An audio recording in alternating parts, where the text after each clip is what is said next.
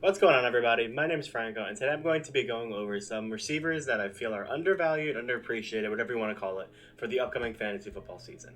Now, just because I say they're undervalued or whatever, doesn't mean that I think they're going to be wide receiver one. I just mean given their current ADP or given their current ranking, I feel like they maybe deserve a little more love, a little more respect from the media. And if you can scoop them at about the range that they're going at, it should return really good value for you, if not just be an absolute steal of the draft. So the first one I'm starting off with, I know I just said all that about not being a wide receiver one, but I think this guy will be. I have Michael Pittman. I have Michael Pittman. There we go. Michael Pittman of the Indianapolis Colts, wide receiver 14, ADP coming in around just under 50. I think that's an absolute steal for his talent and most importantly for his position. He's been a wide receiver one type build his entire career, his entire life, but he just hasn't had the good quarterback play to back it up. Matt Ryan, while older and on the decline of his career, is still the best quarterback he's ever played with, besides AARP, Phillip Rivers, and whatever was left of Carson Wentz. There's really not much that he's fared of in the name of a quarterback, but this is his best situation. The Colts still haven't added a really dynamic playmaker as a wide receiver too. I believe Zach Pascal right now is filling that option, and while he's an all right wide receiver, he's nothing in the way of Pittman getting basically every snap you can imagine or the majority of the targets for the whole season.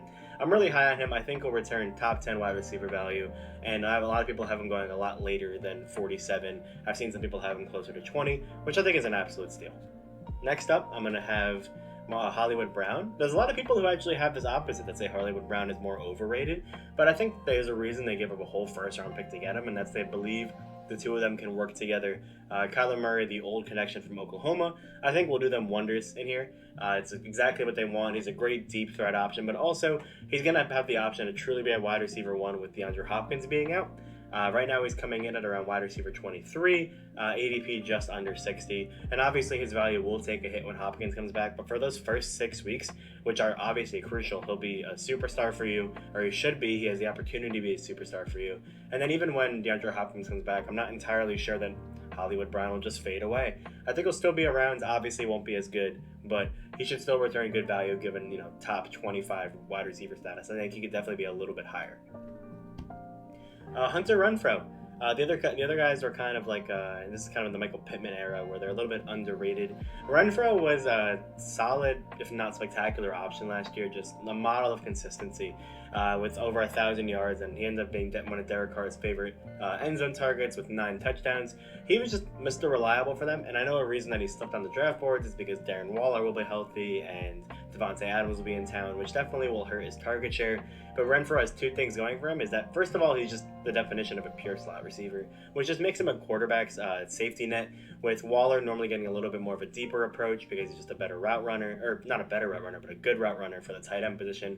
And Adams is going to be, we have to yet to see how that's going to happen, but Renfrow will normally be primarily the shorter option, the check down, not so to speak, but more of just a slot receiver, and he's also just happens to be, a great connection with Derek Carr off the bat, as well as he just is a good red zone target.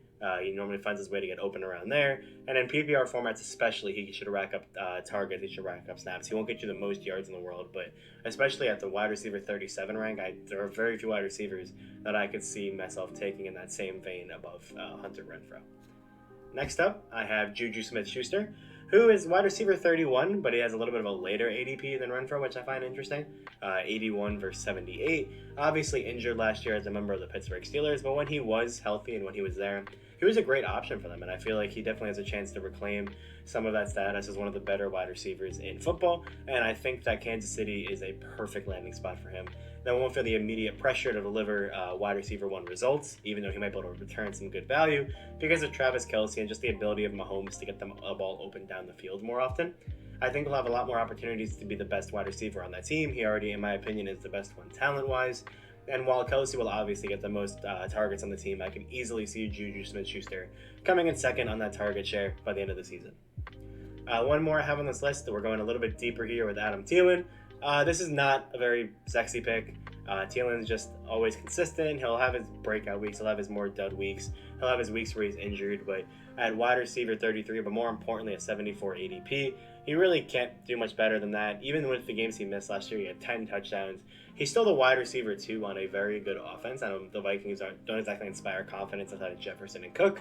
But Thielen gets his targets, and they really didn't improve much in the lane of wide receivers.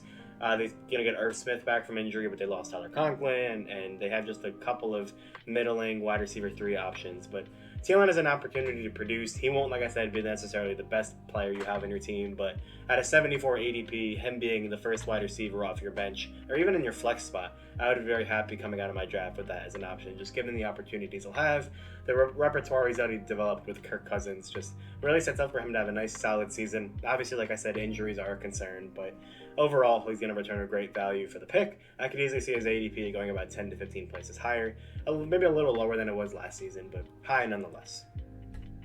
And lastly on my list, one for a little bit more of a stretch here, I have Jahan Dotson, who most likely will go undrafted in your leagues, but I'm just really high on him and also the situation he's landed in because out of all the rookies, he has one of the best options to come in and just make an immediate impact.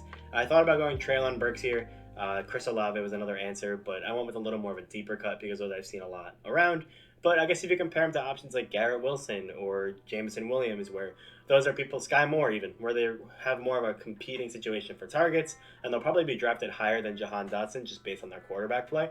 Like, I know Carson Wentz doesn't inspire confidence, but Jahan Dotson will still be, in my opinion, the wide receiver 2 on this team, sliding in right behind Terry, which would be a perfect role for him. It's very hard to get a young wide receiver 1, first-round pick, I might add, a young wide receiver 2, first-round pick, in this late of a draft position. He's the wide receiver 68 on Fantasy Pros. I could see him, he won't be outstanding. I could see him being a top 50 option by the time the year is done. And I think if you're taking a late round flyer in the last round of your draft, better option than most that'll be out there. So those are some of my wide receivers that I think are undervalued. Obviously, there's a ton more. If there's any you think I missed, I might make a part 2, so just let me know in the comments. If not, like and subscribe, and I will see you for the next video.